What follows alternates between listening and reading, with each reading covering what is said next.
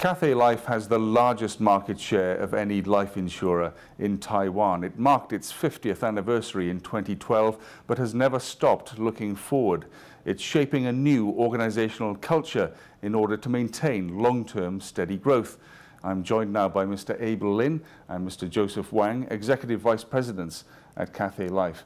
Mr. Lin, if we can start with you, let's look ahead to Cathay Life's future. What are the challenges and opportunities facing the company?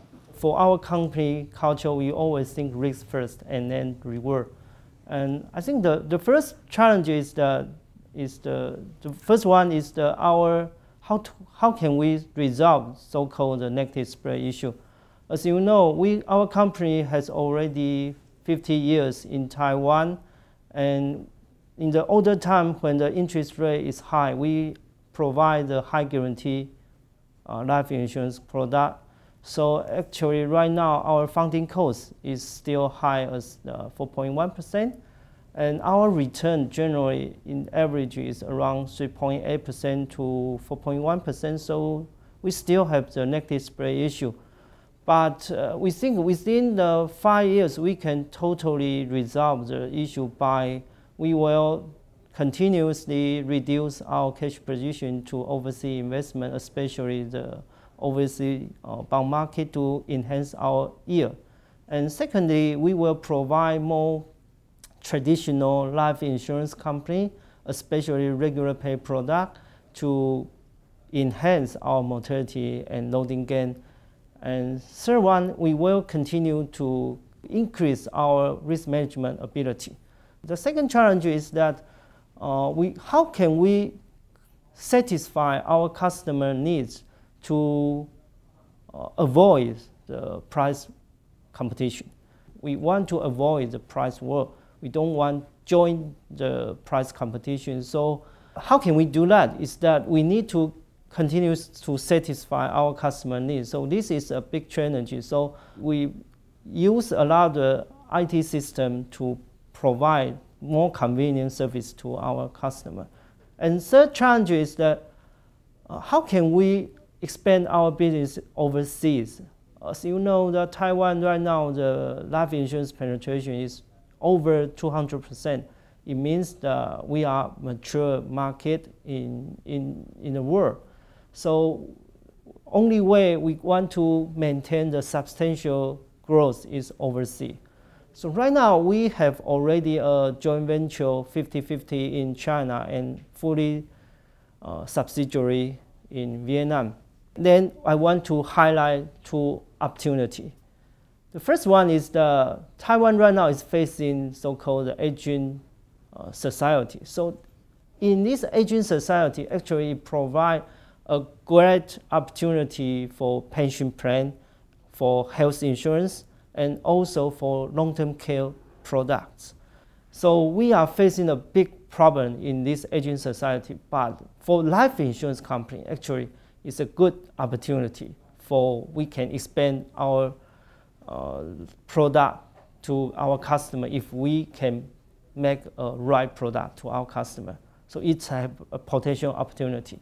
The second one, as I mentioned, is a big challenge, is that how can we expand our business overseas.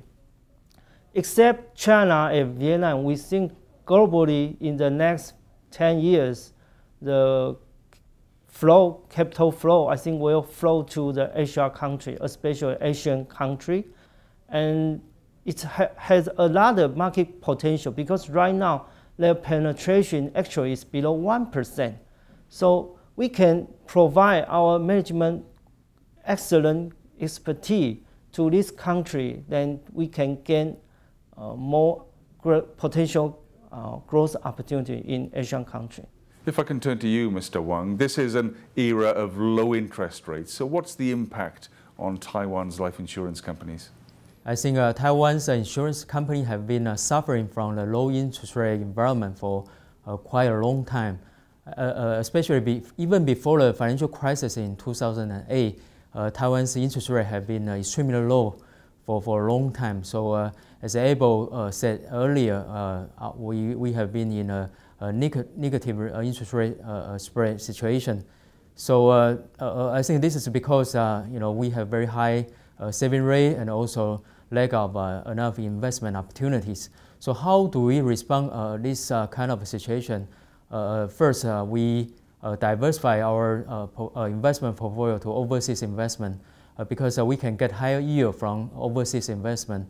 And also, I think in terms of market size and in terms of liquidity, overseas market can also satisfy our need. Because in local market, we for Cathay Life, our asset size has exceeded 110 billion US dollars. It's a very big size. So that we have to diversify our investment overseas. And secondly, we also set up an alternative investment team in 2007, and so that we can invest in PE or hedge fund that can also help us enhance our yield.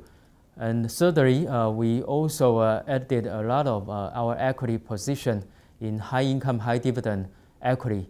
And especially we like the company, they can generate free cash flow and also pay out to shareholders. So finally, how do you see the relationship between interest rates and product offerings develop in the future?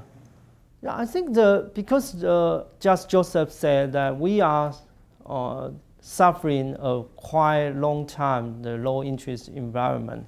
So during this low interest environment in Taiwan, actually our product type is shift to like the interest credit annuity, and the other is the growth momentum is quite strong is the unit-linked product in Taiwan.